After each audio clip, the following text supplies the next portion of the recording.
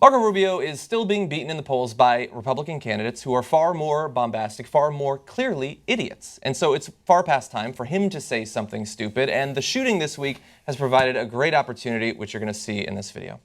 Don't you think that this, some would say, measured approach by the president is actually symptomatic of a state of denial that he's in as it relates to radical Islam? Yeah, but if you watch their reaction initially, when this first came out, without even knowing anything about the case, the first thing they started talking about was gun control and gun control.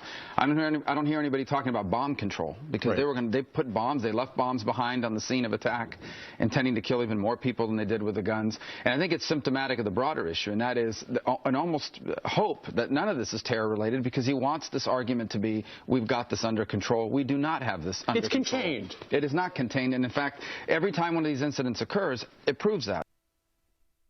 There's some response to that, but I haven't been able to come up with anything. Why aren't we talking about bomb control? Okay, Marco, deal.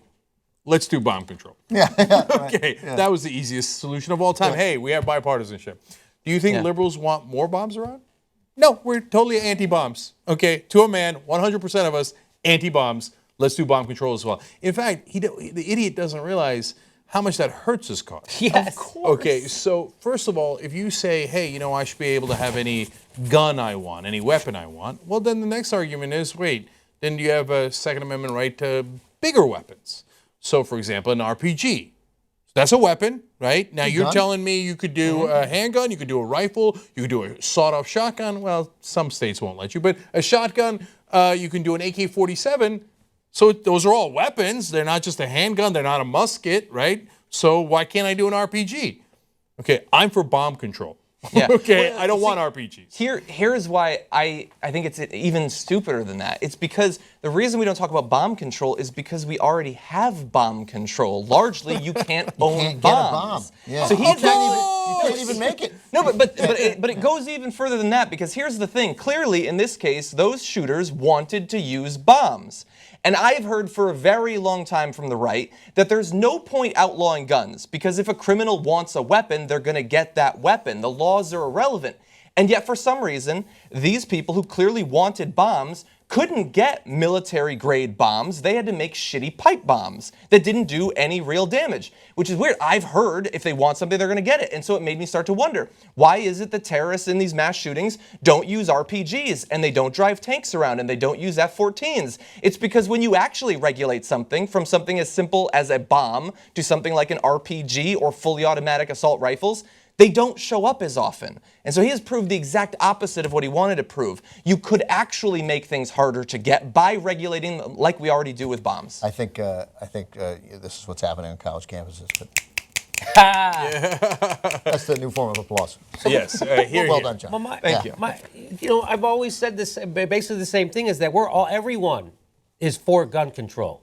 So do you think I should own a tank? No. Then you're for gun control. It's just where we draw the line. So you don't think I should be able to have an RPG or a tank or a bazooka because I can hand one of those over my shoulder? But no, so you're not for that. So everyone is for gun control. And I've said that forever because everyone is for gun control. Yeah. It's just where you draw that line. We're comfortable with guns that kill people. We are not comfortable with guns that do damage to buildings. Yes. Or to vehicles. Right, yeah, that's right. And this is an argument I made for a long time, which is that nobody really believes the idea that if you have more arms, everybody's safer.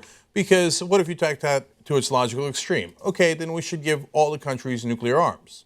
Because, hey, you know, then aren't we all safer if we all know that we could cause destruction at the same time? And then, of course, people counter, no, there will be some crazy countries that have prophecies about the end of the world, etc., and we can't trust them.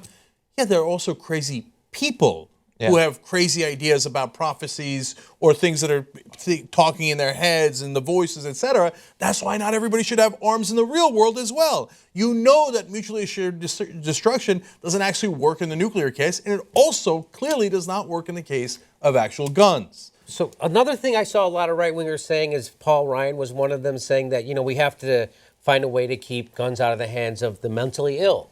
And then he went on to cut funding to help mentally ill people. I'm pretty sure that's what happens. They're not going to. They don't want to help mentally ill people. They don't want to regulate guns. They just want to talk about shit because nothing's going to happen. I mean, nothing is going to happen. This is it's a pipe dream. This is not going. There's going to be no gun regulation because of this. Well, we just saw that today because the Senate voted down 2 proposed amendments to the revoking Obamacare bill. One would have stopped those on the terrorist watch list from getting guns. It would have stopped that. They shot that down.